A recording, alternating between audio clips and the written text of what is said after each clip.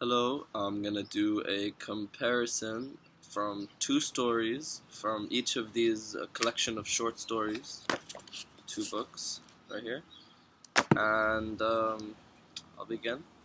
So, the story called Gentleman in the Jungle, found in this collection of short stories, uh, it's by Jomo Kenyatta. It's a very direct attack on colonialism, but written in a style of a childish novel, like a fairy tale.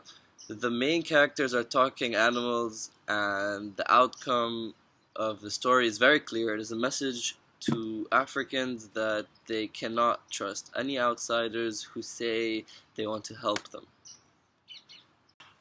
In Jahampa Lahari's story, when the Pirzana came to dine, is written in a very different style. It is not a fairy tale. It is not a fable. It is a very true to life. It is very true to life.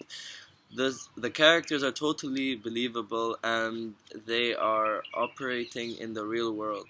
Importantly, the adult characters are all very intelligent individuals, as they all are teachers at a university. It is also important that they are all far away from home. However, it is an important similarity between these two stories, because Lahari's story is also an attack on colonialism. In this case, the attack was less obvious, but there is a reference to the way that India was divided up by the British when they left. The father explains the idea of partition to his daughter, which helps her understand the terrible situation of Mr. Pazana. Kenyatta's story blames the colonial powers very directly, but is also used to encourage Africans to stand up for their rights and not to work with foreign powers. Lahiri's story is less concerned with blaming anyone for the situation, and is more concerned with looking in detail at the dreadful consequences of the end of colonialism. There is even a feeling that it might have been better if the British had never left. This would not be something Kenyatta would agree with.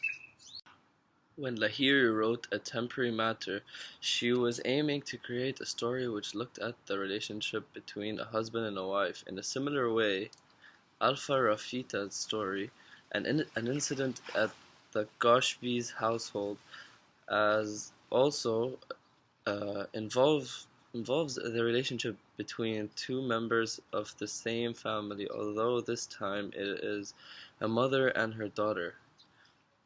Babies play a significant part in both stories. In Lahiri's story, a baby has died, and the married couple's inability to deal with this tragedy is actually destroying their marriage. In Rifat's story, the baby is not yet born, but its existence puts a huge strain on the two women because of the possible outcomes when the head of the household returns home. In both stories, there's tension.